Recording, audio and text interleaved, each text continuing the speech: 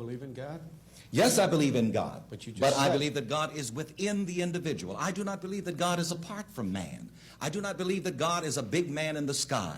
I believe that God is the big man within me and you and you. God is the big man within everyone, not a big man in the sky. I am God appearing as me. And this is true of everyone. I teach this to everyone. You are God appearing as you. And in the one God, I don't even have a beard. in the one God, every man is God of his own experience. I'm not anybody else's God, and nobody else is your God. But in the one God, which is really consciousness or self-awareness, every man is God of his own experience. But you see, this is another thing. People do not like to accept self-responsibility. People like to have a convenient devil that they can blame when they are lazy and don't do what they could do for themselves. People like to have a devil that they can blame when they don't live up to the best that they could live up to, and when they do things that they shouldn't do, so that they can say, as Flip Wilson says, the devil made me do it. And it is said also that the devil was seen sitting outside of the church crying his heart out one day, down on the curbstone, and just weeping and wailing. And so finally somebody went out and said, devil, why are you crying like that? He said, those people in that church, he said, everything that goes wrong, they put it on me. And it only goes to show you that human nature says that, well, I got to have a scapegoat. But in this philosophy, there is no scapegoat. It's you. I don't think hell exists. I happen to believe in life after death, but I don't think it's got a thing to do with reward and punishment. Religion is always in the control business.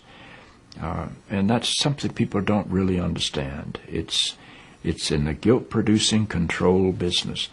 And if you have heaven as a place where you're rewarded for your goodness and hell as a place where you're punished for your evil, then you sort of have control of the population.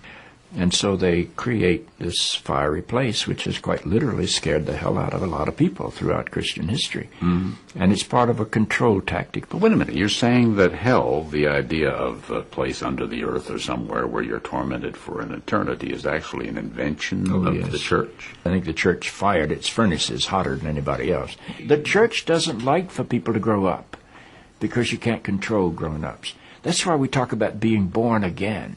When you're born again, you're still a child. The people don't need to be born again. They need to grow up. They need to accept their responsibility for themselves and the world. The idea that the truth of God can be bound in any human system, by any human creed, by any human book, is almost beyond imagination for me. I mean, God is not a Christian.